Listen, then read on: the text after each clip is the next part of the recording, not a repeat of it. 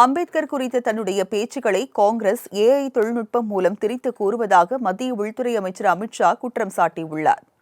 மாநிலங்களவையில் உரையாற்றியிருந்த அமித்ஷா எதற்கெடுத்தாலும் அம்பேத்கர் அம்பேத்கர் என கோஷமிடுவது ஃபேஷனாகிவிட்டதாக குறிப்பிட்டார்.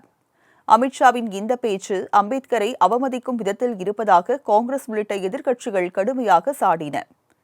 மேலும் நாடாளுமன்ற வளாகத்தில் எதிர்க்கட்சி எம்பிக்கள் ஆர்ப்பாட்டத்தில் ஈடுபட்டனர்.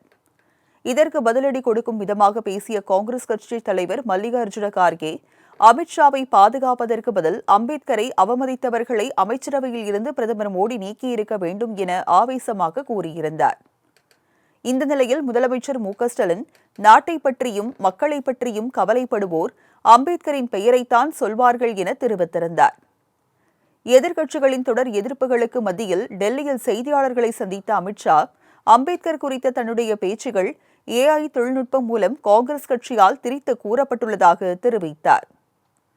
காங்கிரஸ் கட்சி அம்பேத்கருக்கும் அரசியல் அமைப்புக்கும் எதிரானது என்றும், நாடாளுமன்றத்தில் அரசியலமைப்பு மீதான விவாதங்களின் போது அது நிரூபணமானதாகவும் குறிப்பிட்டார்.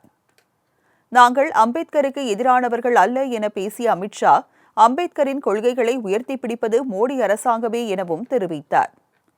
காங்கிரஸ் கட்சிதான் அம்பேத்கரை 2 முறை தோல்வியடைய செய்ததாக குறிப்பிட்ட அமித்ஷா, அம்பேத்கர் விவகாரத்தில் காங்கிரஸ் உண்மையை மறைக்க முயற்சிப்பதாகவும், அம்பேத்கருக்கு பாரத ரத்னா விருது வழங்க நேரு, இந்திரா காந்தி எதிர்த்ததாகவும் கூறினார்.